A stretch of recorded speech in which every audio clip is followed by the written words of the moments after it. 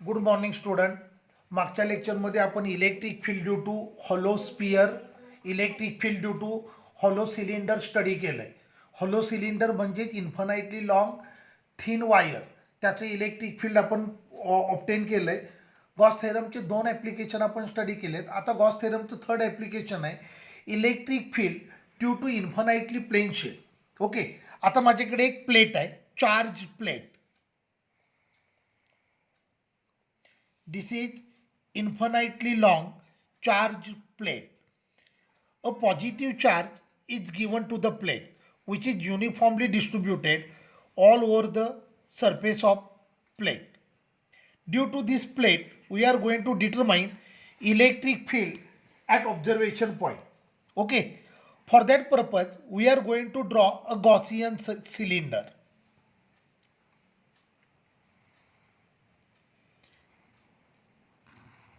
हा observation point P आहे. या पॉईंटला आपल्याला इलेक्ट्रिक फील्ड डिटरमाइन करायचं आहे ड्यू टू गॉस थेरम. त्यासाठी मग मी काय केलं, एक गॉसियन सिलेंडर ड्रॉ केलं. दिस इज गॉसियन सिलेंडर. आता प्लेटच्या दोन्ही साईडला चार्ज आहे. या साईडला देखील पॉझिटिव्ह चार्ज आहे, पलीकडच्या साईडला देखील पॉझिटिव्ह चार्ज आहे. पॉझिटिव्ह चार्ज असेल तर इलेक्ट्रिक फील्ड हे रेडियली आउटवर्ड येणार. सो हे झालं इलेक्ट्रिक फील्ड.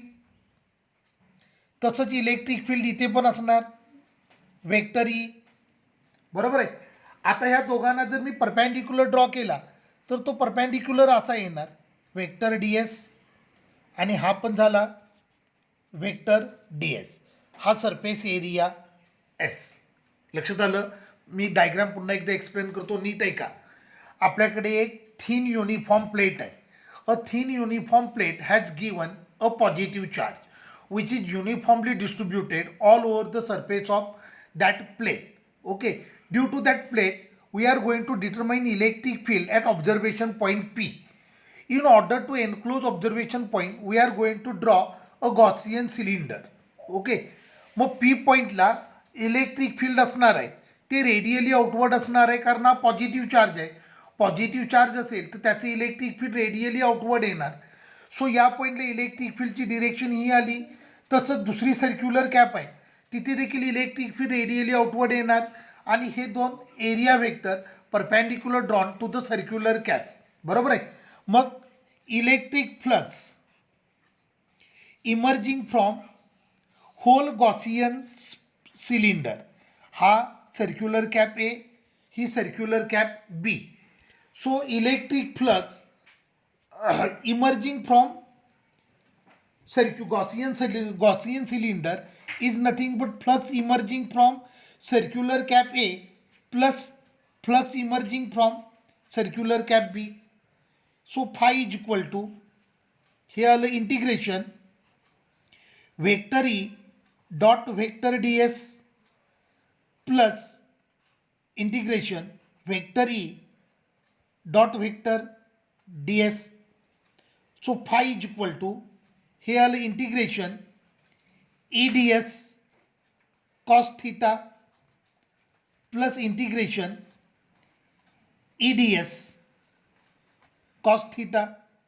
दोन्ही केसमध्ये इथे बघा थीटा 0 आहे, दुसऱ्या सर्क्युलर कॅपला देखील थीटा 0च आहे. So electric flux is equal to integration E D S plus integration EDS. So flux is equal to, here E integration ds plus E integration ds. Integration ds is nothing but S, total surface area. Therefore phi is equal to, here ES plus ES. Therefore phi is equal to 2ES. Equation number 1. Okay, equation number 1.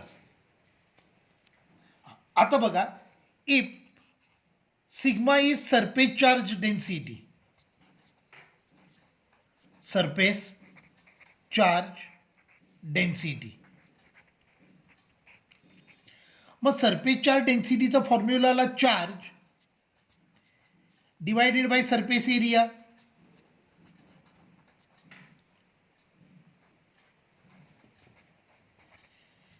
So sigma is equal to charge upon प्लेटचा surface area आपण S घेतला आहे.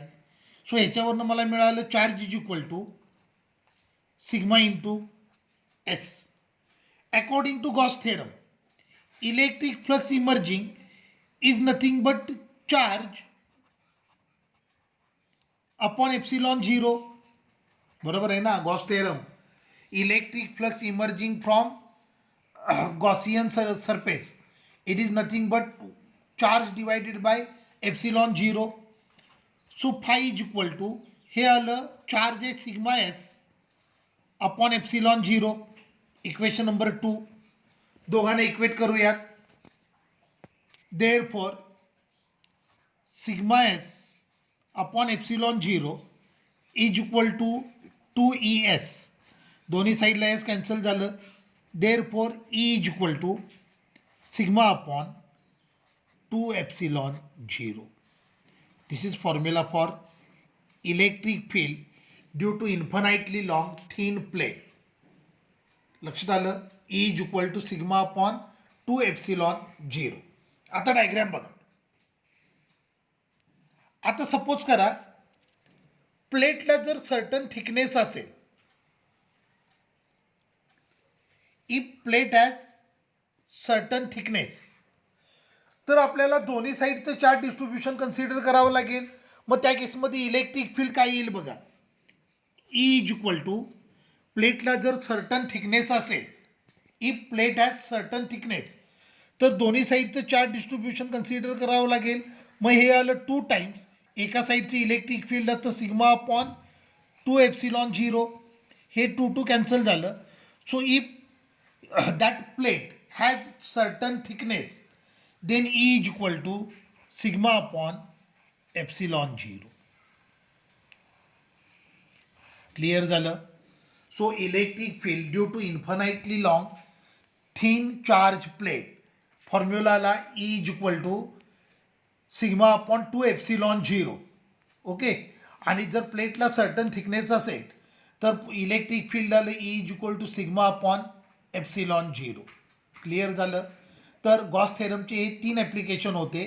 Electric field due to hollow sphere, electric field due to hollow cylinder, electric field due to infinitely charge plane plate. Okay.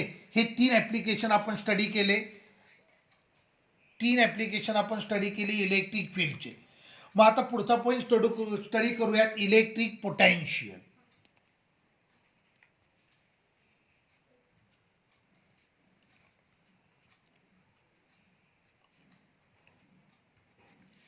Electric potential. Okay. आता electric पोटेन्शियलची मी definition सांगतो. Amount of work done in bringing unit positive टेक charge from infinity to given point is called as electric potential of that point.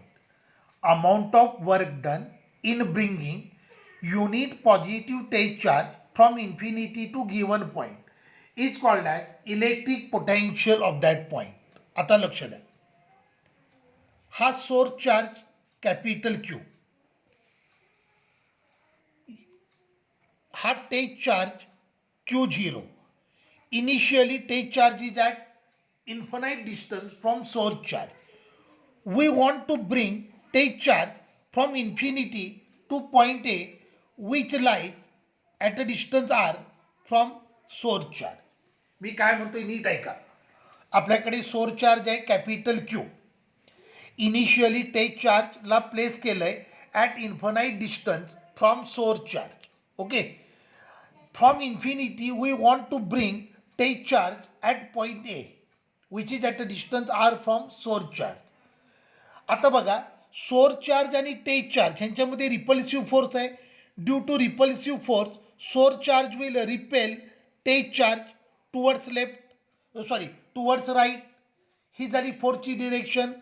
आणि आपल्याला take चार्जला move करायचं आहे opposite to direction of force. बरोबर आहे. Source charge आणि टेक charge दोन्ही पॉझिटिव्ह चार्ज आहेत. सोर्स चार्जची मॅग्नेट्यूड जास्त आहे. सोर्स चार्ज टेक चार्जला रिपेल करेल टुवर्ड्स राईट. बरोबर आहे. आणि आपल्याला मात्र ते चार्जला ब्रिंग करायचं आहे टुवर्ड्स लेफ्ट, म्हणजे चार्ज आणि मोशन एकमेकाला अपोजिट आहेत. मग चार्ज आणि मोशन जर एकमेकाला अपोजिट असते, in order to overcome that opposition we has to perform some work, and that work is nothing but potential of given point. मी काय म्हटलं लक्षात आलं? सोर्स चार्ज आणि तेज चार्ज दोन्ही चार्ज आहेत ते सिमिलर चार्ज आहेत. सोर्स चार्ज आणि तेज चार्ज यांच्यामध्ये रिपल्सिव्ह फोर्स आहे. Due to repulsive force source charge test चार्जच्या मोशनला अपोज करेल. आता हे अपोजिशन जर ओव्हरकम करायचं असेल तर आपल्याला वर्क परफॉर्म करावं लागेल. That work done per magnitude of test charge is nothing but electric potential of point. Okay, मग आता आपण डेरिव्हेशन स्टडी करूयात. आता आपण तेज चार्जला इन्फिनिटीपासून ब्रिंग करायला सुरुवात केली आणि फायनली आपल्याला त्याला ए पॉईंटला घेऊन यायचं आहे. At a particular instant of time test charge is at point P which is at a distance X from source charge. Okay, मग तेज चार्ज आता सध्या कोणत्या पॉईंटला आहे? पी पॉईंटला आहे, at a distance X from source charge. मग त्या पॉईंटला त्याच्यावरचा इलेक्ट्रोस्टॅटिक फोर्स किती असेल फाइंड करूयात. So electrostatic force according to Coulomb's law 1/4πε0 Q0 upon X square. बरोबर आहे. पी पॉईंटला ज्या वेळेला तेज चार्ज असणार आहे त्यावेळेला त्याच्यावरचा रिपल्सिव्ह फोर्स असणार आहे 1/4πε0 capital Q small Q0 upon X square. बरोबर आहे. Now we want to bring test charge from point P to point Q through distance dx. आता मी काय करतोय बघा, तेज चार्जला डिस्प्लेस करतोय through distance X, through distance dx from point P to point Q. पण आता मी चार्जला ज्या वेळेला डिस्प्लेस करेन, चार्जची मोशन असणार आहे ती अपोजिट टू फोर्स असणार आहे. सो फोर्स आणि मोशन जर अपोजिट असतील then we have to perform some work. पण डिस्प्लेसमेंट स्मॉल आहे त्यामुळे वर्क डन पण स्मॉल असणार. Therefore dw is equal to F into dx vector F dot vector dx. बरोबर आहे. मी काय केलं, तेज चार्जला पी पॉईंटपासून क्यू पॉईंटपर्यंत डिस्प्लेस केला थ्रू डिस्टन्स dx. पण हे डिस्प्लेसमेंट रिपल्सिव्ह फोर्सला अपोजिट आहे. ह्या डिस्प्लेसमेंटला रिपल्सिव्ह फोर्स अपोज करेल. In order to overcome that opposition we have to perform some work. मग डिस्प्लेसमेंट स्मॉल आहे त्यामुळे वर्क डन देखील स्मॉलच येणार. Therefore dw is equal to vector F dot vector dx. Therefore dw is equal to F dx cos theta. आता या केसमध्ये force आणि डिस्प्लेसमेंट एकमेकाला अपोजिट आहेत म्हणजे थीटा किती झाला 180 डिग्री. मग हे आलं dw is equal to F dx cos 180. Cos 180 म्हणजे -1. Therefore dw is equal to -f into dx, -f into dx. बरोबर आहे. क्लिअर झालं का? सो dw is equal to -f किती आहे 1/4πε0 1/4πε0 capital Q Q0 upon X square into dx. हे झालं स्मॉल वर्क डन. बरोबर आहे. मग टोटल वर्क डन डायग्राम बघा.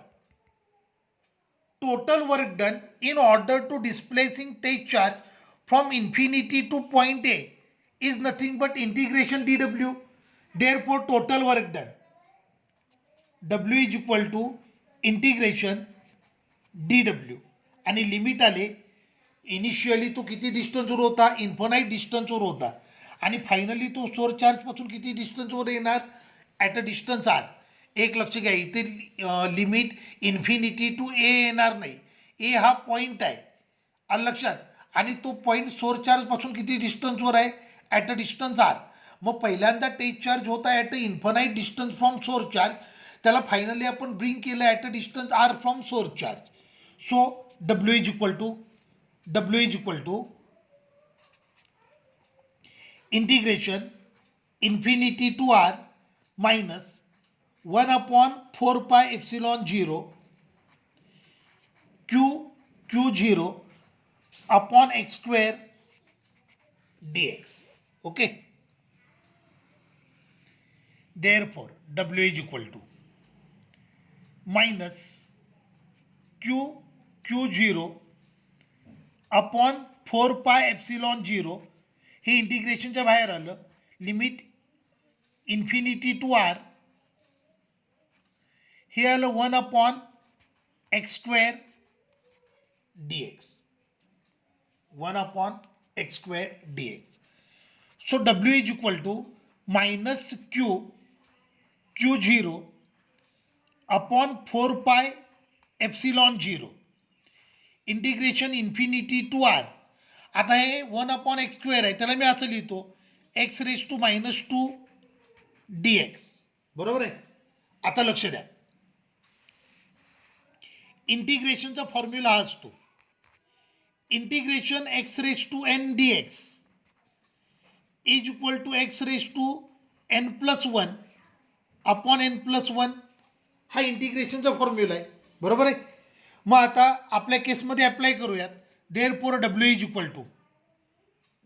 Equal to minus Q0 upon 4πε0, हे आलं x⁻² + 1 अपॉन -2 + 1 आणि लिमिट आले इन्फिनिटी टू आर.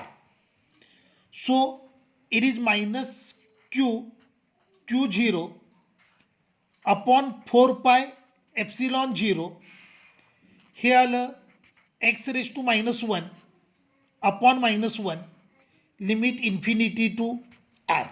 बरोबर आहे. आता बघा, हे मायनस आणि हे मायनस प्लस होणार, डिवायडेड बाय 1 लिहायची गरज नाही आहे. x⁻² म्हणजेच 1/x. कळलं का तुम्हाला? हे बघा, हे मायनस आणि हे मायनस प्लस झालं, म्हणजे डिनॉमिनेटला फक्त 1 राहिला, 1 लिहायची गरज नाही आहे. x⁻1 म्हणजेच किती? 1/x. बरोबर आहे. मग बघा, W is equal to Q0 upon 4πε0, हे आलं 1/x limit infinity to r. आता आपल्याला लिमिट पुट करावी लागतील. एकदा एकची व्हॅल्यू आर पुट करावी लागेल आणि एकदा एकची व्हॅल्यू किती पुट करावी लागेल? इन्फिनिटी पुट करावी लागेल. लक्षात येते का? एकदा एकची व्हॅल्यू आर पुट करावी लागेल, ते अप्पर लिमिट आहे. हे R is upper limit, infinity is lower limit. आपण व्हॅल्यू पुट करताना कशा करतो? Upper limit minus lower limit. बरोबर आहे. Upper limit minus lower limit. मग मी व्हॅल्यू पुट करतो. हे आलं Q0 अपॉन 4πε0, हे आलं 1/r मायनस 1/इन्फिनिटी. 1/इन्फिनिटी 0 असतं, म्हणजे हे आलं Q0 upon 4πε0 into 1/r. So work done आलं 1/4πε0 Q0 upon R. This is work done. बरोबर आहे. According to definition of potential, potential is nothing but work divided by test charge. मग पोटेन्शियल इज नथिंग बट, हे आलं 1/4πε0 Q0 upon R divided by Q0. बरोबर आहे. मग V is equal to, हे Q0 cancel झालं, 1/4πε0 Q upon R. This is potential at point A. लक्षात आलं? So according to definition of potential is nothing but amount of work done in bringing unit positive take charge from infinity to given point. लक्षात आलं? So पोटेन्शियलचा फॉर्म्युलाला 1/4πε0 Q upon r. Clear झाले का सगळ्यांना? हे डेरिव्हेशन लक्षात आलं. आपण काय केलं बघा, सोर्स चार्ज आणि टेज चार्ज, हे सोर्स चार्ज आणि टेज चार्ज इनिशियली सोर्स चार्जपासून टेज चार्ज इन्फानाईट डिस्टन्सवर होता, त्याला आपल्याला पर्टिक्युलर पॉईंटला ब्रिंग करायचं होतं. पण सोर्स चार्ज आणि टेज चार्ज ह्याच्यातला जो रिपल्सिव्ह फोर्स आहे तो टेज चार्जच्या मोशनला अपोज करत होता. हे अपोजिशन ओव्हरकम करण्यासाठी we have to perform some work and that work done per unit magnitude of test charge is nothing but potential. लक्षात आलं. पोटॅन्शियलला दुसरा शब्द यूज करतात व्होल्टेज. मग आता पुढचं एक पॉईंट स्टडी करूयात, पोटॅन्शियल डिफरन्स. इकडे या ना म्हणजे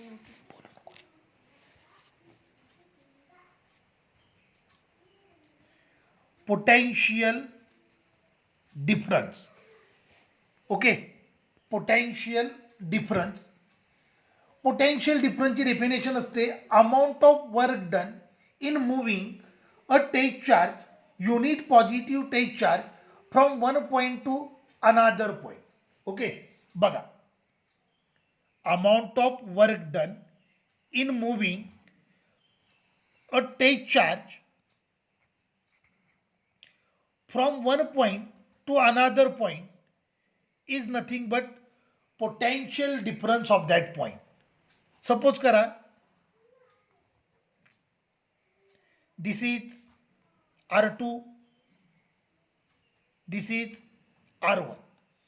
Initially take charge आहे at point A. Initially take charge is at point A. Now we want to bring take charge from point A to point B.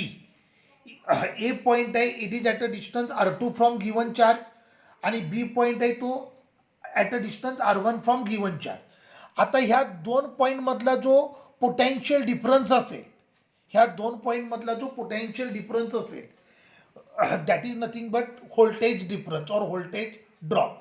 आता एक लक्ष द्या, ए पॉईंट आणि बी पॉईंट हे सोर्स चार्जपासून आहेत ॲट अ डिफरंट डिस्टन्स, म्हणजे obviously या दोन पॉईंटला पोटॅन्शियल डिफरंट असणार. मग ह्या दोन पॉईंटच्या पोटॅन्शियलमधला difference that is nothing but potential difference. Amount of work done in moving a unit positive test charge from one point to another point is called as potential difference of that point. Okay, मग आता बघा, potential at point A, potential at point A VA is equal to 1/4 pi epsilon 0 Q upon R2. बरोबर आहे. आपण ए point किती डिस्टन्सवर घेतला आहे, at a distance R2 घेतला आहे.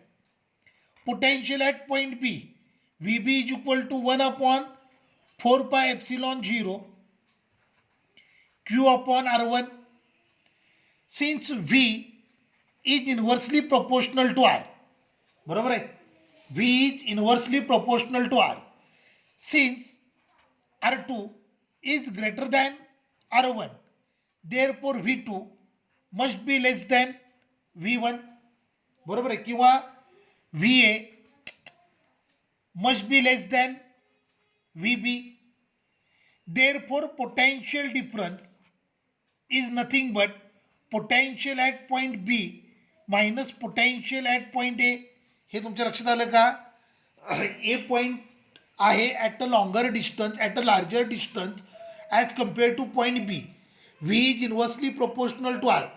मग ज्या पॉईंटचं डिस्टन्स जास्त असेल त्या पॉईंटला पोटॅन्शियल कमी असेल, आणि ज्या पॉईंटचं डिस्टन्स कमी असेल तिथे पोटॅन्शियल जास्त असेल. म्हणजे बी पॉईंटला पोटॅन्शियल जास्त असणार, बी पॉईंटला पोटॅन्शियल जास्त असणार आणि ए पॉईंटला पोटॅन्शियल कमी असणार, कारण ए पॉईंट आहे तो as compare to B at longer distance आहे. Therefore delta V is equal to VB 1/4 pi epsilon 0 Q upon R1 minus 1/4 pi epsilon 0 Q upon R2. So delta V is equal to Q upon 4 pi epsilon 0. हे आलं 1/R1 minus 1/R2. This is formula for potential difference. लक्षात आलं? Potential डिफरन्सचा formula लक्षात आला. तर मी दोन्ही definition अजून एकदा रिपीट करतो. पोटॅन्शियलला डिफाईन करतात amount of work done in moving unit positive टेक charge from infinity to given point. तर पोटॅन्शियलला डिफाईन करतात amount of work done in moving unit positive टेक charge from one point to another point. अगदी simple मराठीमध्ये सांगायचं म्हटलं तर युनिट पॉझिटिव्ह टेक चार्ज म्हणजे 1 कुलम चार्ज असेल, त्याला infinity to given point move करत असाल तर जे वर्क डन असेल ते म्हणजे पोटॅन्शियल असेल. आणि 1 कुलम चार्ज म्हणजे युनिट पॉझिटिव्ह चार्ज त्याला 1 पॉईंटपासून अनादर पॉईंटपर्यंत मूव्ह करत असाल तर ते वर्क डन म्हणजे पोटॅन्शियल डिफरन्स असेल. लक्षात आलं?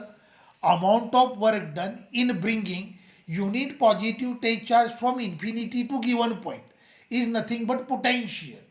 Amount of work done in bringing unit positive टेक charge from one point to another point is nothing but potential difference. ठीक आहे. आता नेक्स्ट लेक्चरमध्ये आपल्याला पोटॅन्शियल एनर्जीचं रिलेशन स्टडी करायचं आहे. ठीक आहे, तोपर्यंत थांबूया.